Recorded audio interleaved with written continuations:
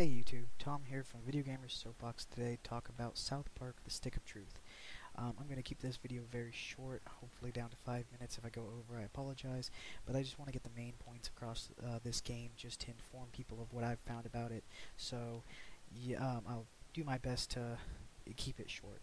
The game revolves around you playing as the new kid to South Park. You are exactly that. You're the new kid. You get, I'm assuming from the videos that I've seen of it and what I've researched about it, you get to choose what your nickname is, whether it be Sir Douchebag, like it is in the Giggling Donkey, or if it's something else, I don't know. Because I'm assuming if you're playing as a female character, you're not going to be called Sir Douchebag. Then again, you could be called Lady Douchebag. Don't know. But you get to design your character exactly how you want to be and all that stuff. There's 5 classes to choose from. The one being the fighter or warrior, whichever one you want to call it, which is going to be the primarily melee class. That's going to be the ones that get to wear tanky gear. You get to use, you deal the most damage, and you can take a lot of damage.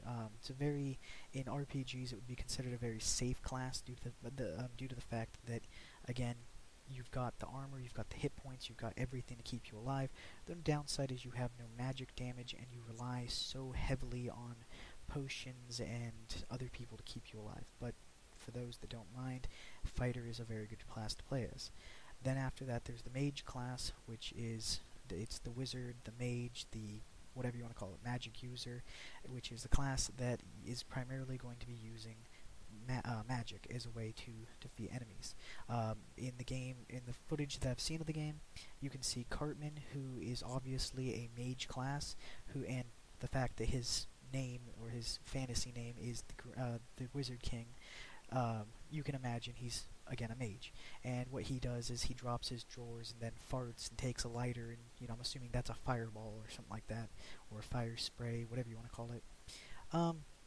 Then after that, you have the rogue class. Well, the rogue class is the thief class, and that's going to be a very squishy class when it comes to getting hit, but it will be able to deal damage that can topple all others. Like, for example, it'll probably get backstab. You'll be able to go stealth, so enemies won't be able to hit you. They have to focus on someone else. You'll probably get a lot of crowd control elements when it comes to the rogue class, which is a huge bonus when it comes to RPGs.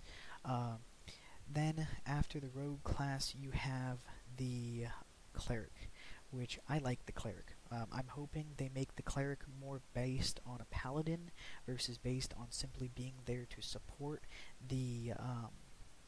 everyone else in the group, because in Dungeons and Dragons, for example, the cleric is actually a very viable class when it comes to dealing damage. It's not there just as someone that heals everyone. It can do very, very many things depending on how the player specializes, but that's the class I'd like to play as, is the cleric. But again, it all depends on if it's a support class or if it's actually going to be a beneficial class to the entire party. Then the last class is the Jew class. The only thing I've read about it is it's what's known as a high-risk, high-reward class. That's all I know. What high risk, high reward means, it can mean a various amount of things, from dealing damage to yourself to dealing damage to the enemy. It can deal with just being a snowball character or a snowball class, where you gradually grow stronger as the game goes on, but you're weak in the very beginning. I thought the Jew class was going to be a druid class, which would make sense because of how Kyle's character looks, but it's not. So, but again, don't care. So the premises of the game is, again, you are the new kid. You are recruiting people for either sides. As the gameplay footage shows, from what Cartman says, you have the uncanny skill of being able to make friends very quickly. Which is, if you watch the Giggling Donkey gameplay footage, you'll see that Butters is with the new kid, and that it's just all sorts of people are helping him. So that could affect who you recruit, could affect how the entire game turns out. Not sure though, because again, not a lot of information has been released on it. Other than that, they've got multiple different combat systems in the game. For example, you have what looks to be like a slingshot, which can open secret areas. I'm not sure if you can attack enemies with it, but if you can, that would be kind of nifty. Then you have the fart attack, which is where you can throw a cloud of fart, and I guess it poisons the enemy. And we just hit 5 minutes. Oh well, I guess I'll keep going. Sorry about that, guys. So then after that, the game is going to be breaking down into you're having to go rescue the Stick of Truth. When you enter this world, you're getting involved in the fantasy world that the boys have created with their friends. And the Stick of Truth is a capture the flag kind of thing. You've got the humans versus the elves, and I'm pretty sure there's going to be other factions in the game.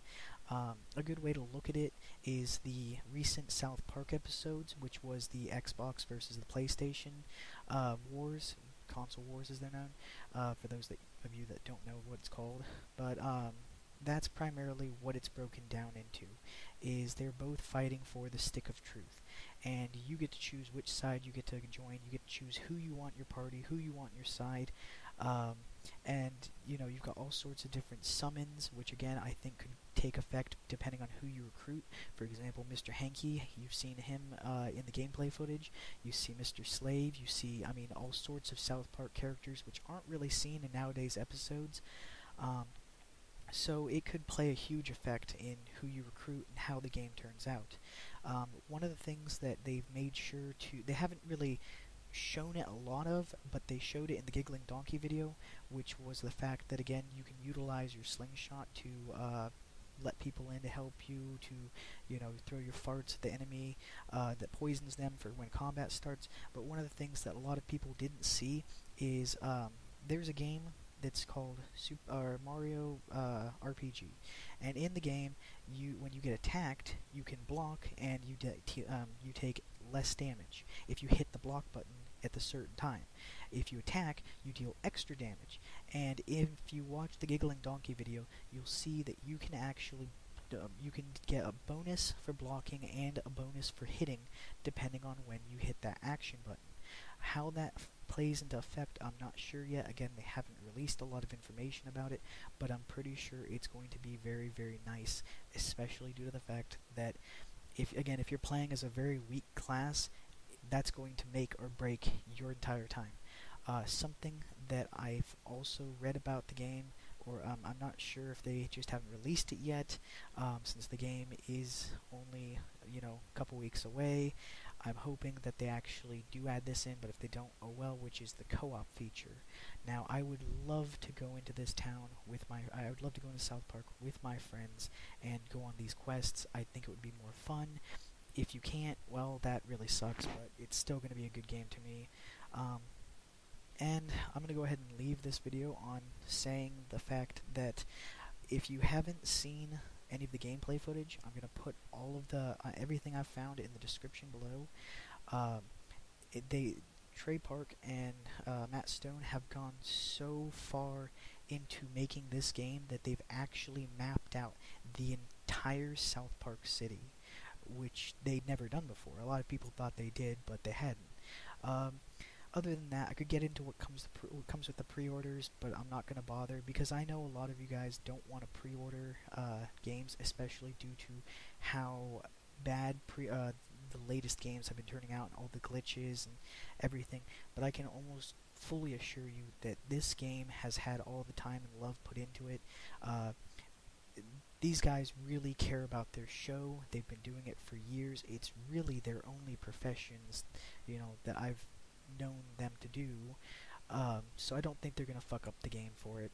Other than that, if you've got any information that I missed, please comment below.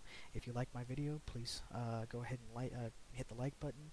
And if you want more updates on gaming news and my personal thoughts, go ahead and subscribe to my channel. Other than that, I'll talk to you guys later. Bye.